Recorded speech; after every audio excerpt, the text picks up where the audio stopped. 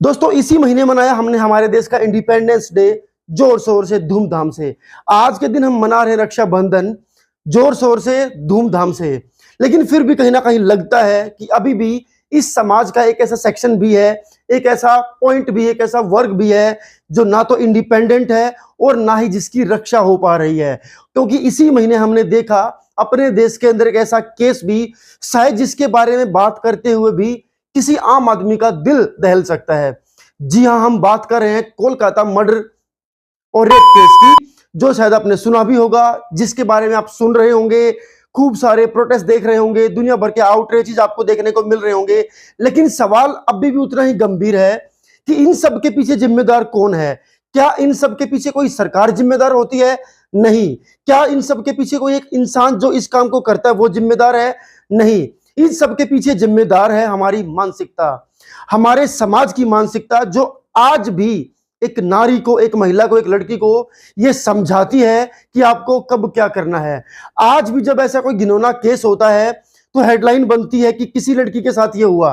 कभी भी हेडलाइन ये नहीं बनती किसी नीच इंसान ने किसी लड़की के साथ ऐसा किया।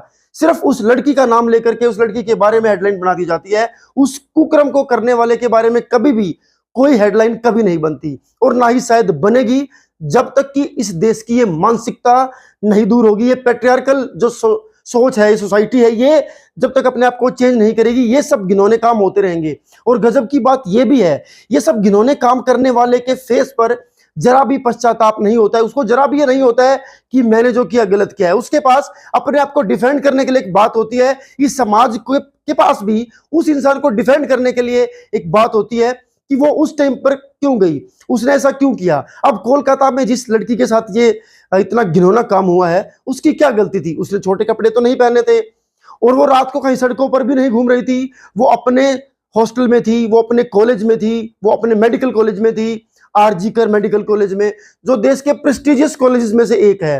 वो एक ट्रेनी थी, अपना काम कर रही थी, लंबी ड्यूटी कर रही थी, उसको कहीं पर नींद आई और इस बात का फायदा उठाया उस दरिंदे ने, उस राक्षस ने। अब यहां पर आप किसकी गलती मानेंगे? यहां पर आप किसे दोष देंगे? क्या आप उस इंसान को दोष देंगे जिसने ये घिनौना काम किया है, या फिर आज भी आप लोग ये कहेंगे कि वो इस टाइम पर उस हॉल में क्यों थी, क्योंकि उस हॉल में तो और कोई भी नहीं था, उसको अकेले वहां जाने की क्या जरूरत थी? अरे भाई, कोई इंसान 36 घंटे लगातार ड्यूटी देता है, हो सकता है उसकी आंख लगे, हो सकता है उसका आराम करने का मन हो या उसको आराम करने की नीड हो। तो इसका मतलब ये तो नहीं है कि आप कहीं कुछ कर ही नहीं सकते। और वो समाज का एक जो सेक्शन है, जिसको कि सो कॉल्ड आप बॉयज कह सकते हो, मर्द कह सकते हो, वो कहीं भी जाएगा, कुछ भी करेगा। ये चीज ने ही हमारे देश को इन सब चीजों से आज तक इंडिपेंडेंस नहीं दिलने दी है, नहीं मिलने दी हमें आजादी इन सब घटनाओं से, इन सब चीजों से। और नहीं हो पाई है आज तक रक्षा इन नारियों की, इन महिलाओं की, इन बेटियों की, इन लड़कियों की। और ये तब तक नहीं हो पाएगी भले आप कितने भी राखी बंधवाते रहे, कितने भी रक्षाबंधन को धूमधाम से मनाते रहे, कितने प्रोमिस करते रहे, लेकिन जब तक इस सोच से आजादी नहीं मिलेगी, इस घटिया सोच से आजादी नहीं मिलेगी, तब तक ना ही महिलाओं की रक्षा होगी और ना ही वो आजाद होंगी।